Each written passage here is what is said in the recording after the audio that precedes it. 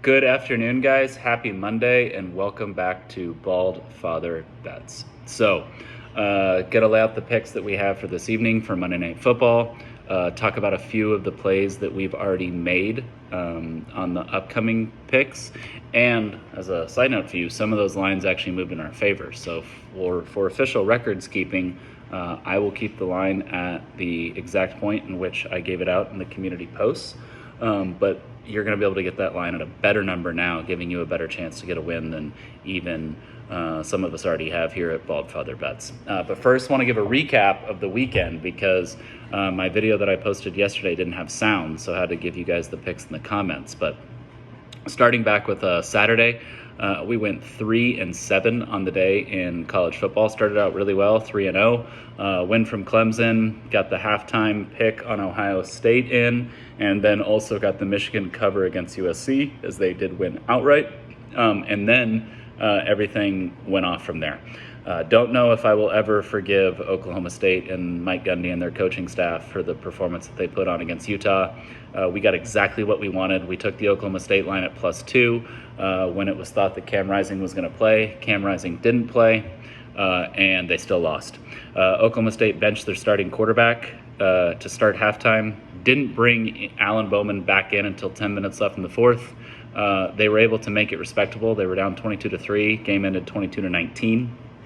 Had they played Alan Bowman, the starting quarterback, the entire game, they would have won the game. I have zero doubt whatsoever. Initially, they were moving the ball. Bowman made a few mistakes in the second quarter before halftime. Nothing that deserved a seventh-year senior quarterback to get benched for a backup, which did not offer anything dynamically in terms of the run game. It's just he's a worse version of a pocket passer than Bowman is.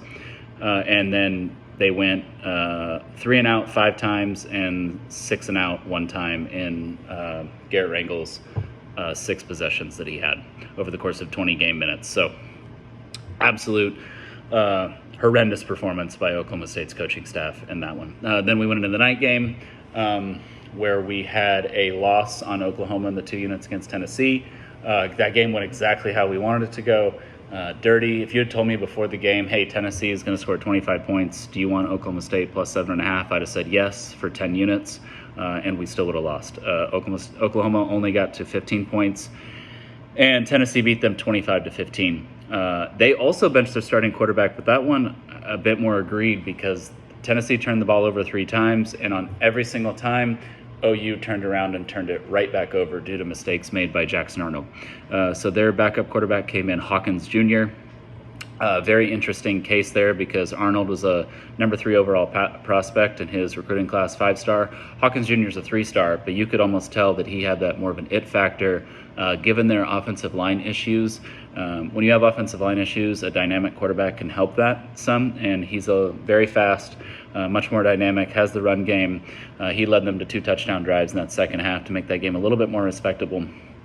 And you could see in the touchdown where he kind of dove over, flipped into the end zone, he just kind of has that it factor, that grit factor, and I would not be surprised if they move forward with him. But what an indictment on Brent Venables and that coaching staff that they let Dillon Gabriel walk during the offseason because they were that confident in Arnold. I mean, it's pretty obvious had they had Dillon Gabriel Saturday night and they held Tennessee to 25 points, they'd probably win that game. So not a good situation for them and that coaching staff right now, but loss for us. So that brought us to 3-7 on the day in college football, which brings our overall college football record to 36-25. Not a great day for us, but then we made up for it on Sunday, NFL, where we went 20-4 on NFL Sunday. So started out 7-1 during the day, and then we had our big 10-unit play on the Ravens, which was cruising to victory and then got very, very sweaty late. But we did get the win there on that one still.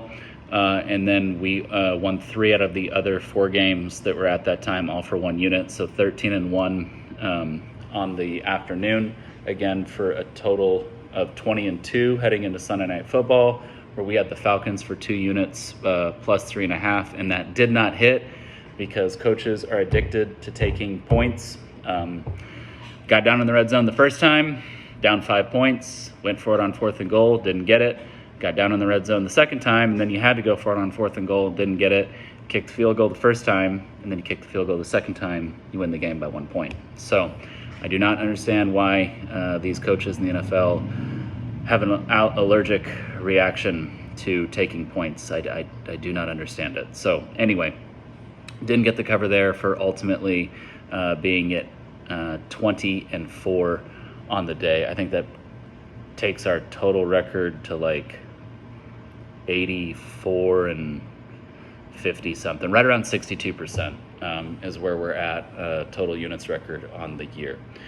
47, 28, and 1 in the NFL. So yeah, add those two together, and we're somewhere around 84 and something, right at 62%. So doing well heading into Monday Night Football. So for Monday Night Football, we already made the play on the Commanders plus the 7.5. And then we also already made the play, that's 1 unit, on the Jaguars plus the 5.5 for 2 units. So on both underdogs tonight, Jaguars for 2 units, Commanders for 1 unit. Teams who were 0-2 coming into the day, they fared very well, especially if they were the underdogs in their game yesterday. Bengals in a bit of a different situation in that they're 7.5-point favorites, so which is why we like the Commanders plus the 7.5 there. Fully expect the Bengals to get the win.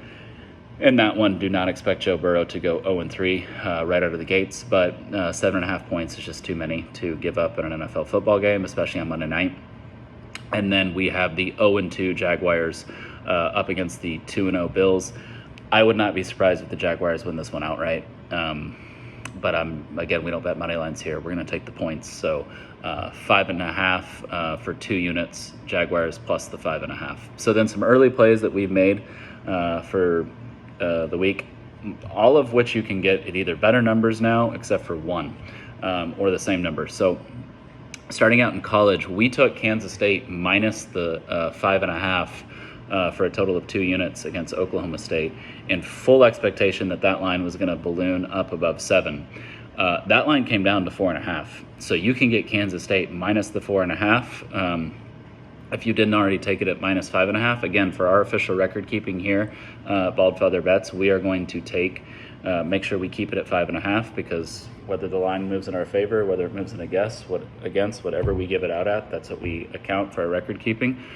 So we have Kansas State minus the 5.5 for 2 units, but you can jump on that now for 4.5. I would do it.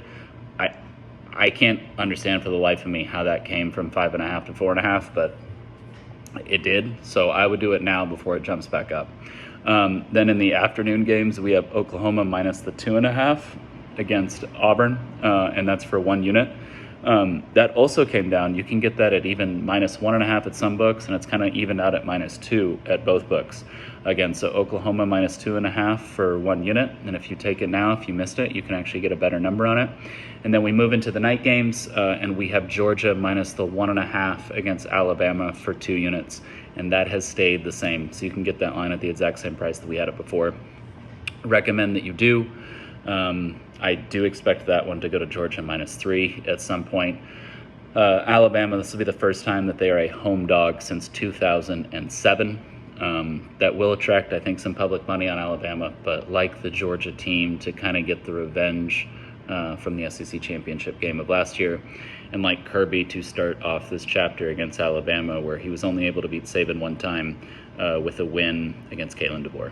And then we move into the NFL weekend, where we've taken 1 play, and that is the Lions minus 3.5 for 3 units. If you didn't get that one right when it came out, it is all the way up to 4.5. That's a judgment call on your guys' part if you want to take it.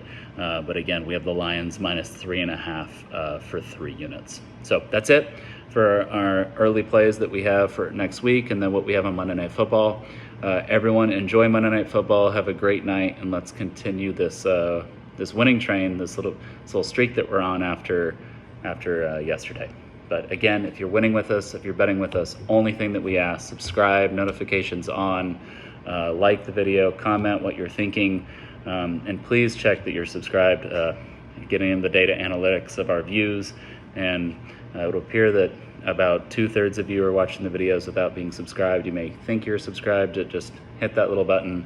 I promise you your wallet will thank you for it as the year goes on. But thanks, guys. I'll get at you again soon.